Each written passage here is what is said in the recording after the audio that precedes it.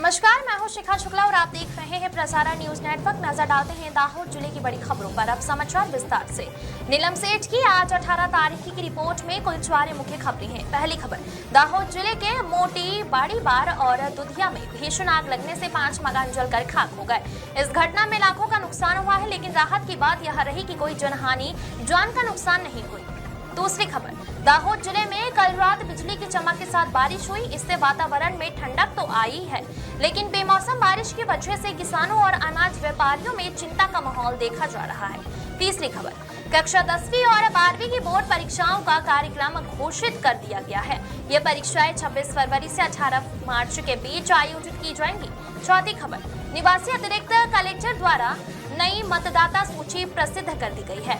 इन खबरों पर विस्तार से नजर डालने से पहले आपसे अपील है कि प्रसारण न्यूज चैनल को लाइक और सब्सक्राइब जरूर करें। चलिए अब इन खबरों पर विस्तार से नजर डालते हैं। लिमखेड़ा तालुका के मोटी बाड़ीबार गांव के लीमफलिया में कल सुबह एक मकान में अज्ञात कारणों से लगी आग की चपेट में अन्य 3 मकान भी आ गए। आधिकारिक जानकारी के अनुसार कुल 4 मकान जलकर खाक होने से लाखों रुपए का नुकसान हुआ है। इसके साथ ही तालुका के दुधिया गांव में भी एक मकान में आग लगने से भारी नुकसान हुआ है। प्राप्त जानकारी के अनुसार लिमखेड़ा तालुका के मोटी बाड़ीबार गांव के लीमफलिया निवासी राकेश भाई लक्ष्मण भाई परमार के घर में कल सुबह करीब 8 बजे अचानक आग लग गई। आग धीरे धीरे फैलती गई और पास में रहने वाले अल्पेश भाई लक्ष्मण भाई परमार, बलवंत भाई मोती भाई परमार और लक्ष्मण भाई मोती भाई परमार के मकान भी इसकी चपेट में आ गए। एक साथ 4 मकानों में भीषण आग लगने की सूचना देवगढ़ बारिया फायर ब्रिगेड को दी गई। सूचना मिलते ही फायर ब्रिगेड की टीम दमकल वाहनों के साथ मौके पर पहुंची और कड़ी मशक्कत के बाद पानी की बौछार कर आग पर काबू पाया, जिससे अधिक नुकसान होने से बच गया। आग में अल्पेश भाई लक्ष्मण भाई परमार का घर पूरी तरह जलकर खाक हो गया है, जिससे घर में रखे सोने चांदी के गहने और नकदी सहित लगभग 4.5 लाख रुपए का नुकसान हुआ है।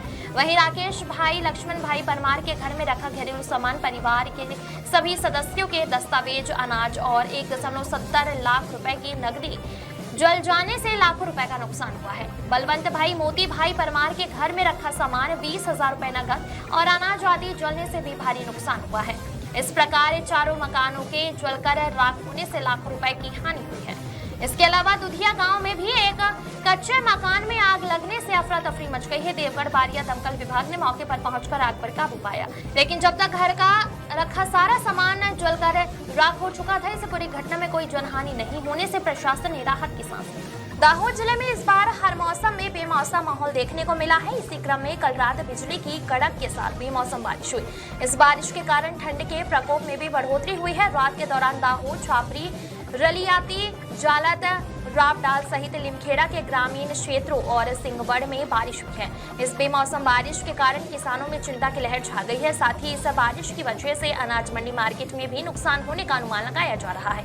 हालांकि रात में हुई बारिश के बाद सुबह मौसम साफ हुआ और सूर्यदेव के दर्शन हुए। इस दोहरे मौसम, बदलते मौसम के कारण छोटे बच्चों और बुजुर्गों में बीमारी का डर देखा गया है। गुजरात माध्यमिक एवं उच्चतर माध्यमिक शिक्षा बोर्ड गांधीनगर द्वारा फरवरी-मार्च 2026 में आयोजित होने वाली कक्षा 10वीं और कक्षा 12वीं विज्ञान प्रवाह तथा सामान्य प्रवाह के उम्मीदवारों की पूरक परीक्षाएं दिनांक 26 फरवरी 2026 से 18 मार्च 2026 के दौरान आयोजित की जाएंगी।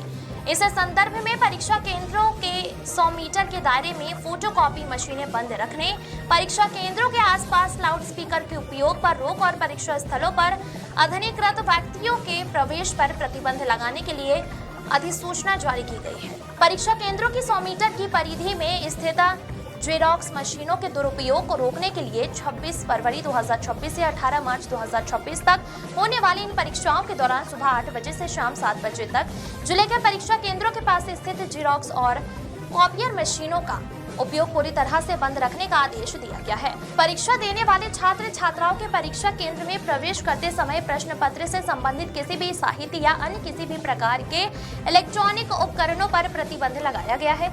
छात्र ऐसे उपकरणों या साहित्य के साथ प्रवेश नहीं कर सकेंगे और न ही इन्हें अपने साथ ला सकेंगे। यह अधिसूचना दिनांक 26 फरवरी 2026 से 18 मार्च 2026 तक सुबह 8 बजे से शाम 7 बजे तक प्रभावी रहेगी और पूरे दाहोद जिले में राजस्व सीमा क्षेत्र में लागू होगी। इस आदेश का उल्लंघन करने वाला व्यक्ति भारतीय न्याय संहिता 2023 की धारा 223 के तहत सजा का पात्र होगा। दाहोद के निवासी अतिरिक्त जिला मजिस्ट्रेट JM रावल द्वारा अधिसूचना के माध्यम से दी गई है। भारत निर्वाचन आयोग नई दिल्ली के दिनांक 17 अक्टूबर 2025 के पत्र संख्या 23/2025 ERS में दिए गए निर्देशों के अनुसार 1 जनवरी 2026 की पात्रता विधि के संदर्भ में मतदाता सूची का विशेष गहन सुधार कार्यक्रम घोषित किया गया है। इसके अंतर्गत दिनांक 17 फरवरी 2026 को अंतिम मतदाता सूची प्रकाशित की गई है। मतदाता सूची के विशेष गहन सुधार कार्यक्रम से पहले दाहोद जिले में कुल 16,93,002 मतदाता पंजीकृत थे, जबकि 19 दिसंबर 2025 को प्रकाशित प्रारूप मतदाता सूची में 15,12,767 मतदाताओं को शामिल किया गया था और 1,80,235 मतदाताओं के नाम हटाए गए थे। हटाए गए नामों में 58,540 मृत मतदाता और 18,242 डुप्लीकेट मतदाता पाए गए थे। इसके अलावा 82,166 मतदाता स्थायी रूप से स्थानांतरित हो गए थे और 20,409 मतदाता अपने पते पर नहीं मिले थे। वहीं 878 मतदाताओं ने गणना फॉर्म वापस देने में अनिच्छा जताई है।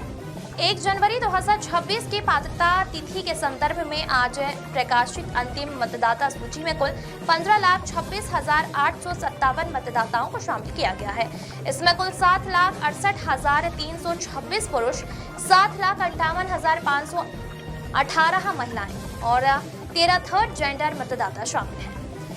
इस मतदाता सूची का अंतिम प्रकाशन मुख्य निर्वाचन अधिकारी गुजरात की वेबसाइट पर, जिले की आधिकारिक वेबसाइट पर, मतदाता पंजीकरण अधिकारियों के कार्यालय, सहायक मतदाता पंजीकरण अधिकारियों के कार्यालय के साथ साथ प्रत्येक मतदान केंद्र और ग्राम पंचायत कार्यालय नगर पालिका में किया गया है। सभी 6 विधानसभा निर्वाचन क्षेत्रों की अंतिम मतदाता सूची की एक हार्ड कॉपी और एक सॉफ्ट कॉपी सभी मान्यता प्राप्त राजनीतिक दलों को प्रदान की गई है।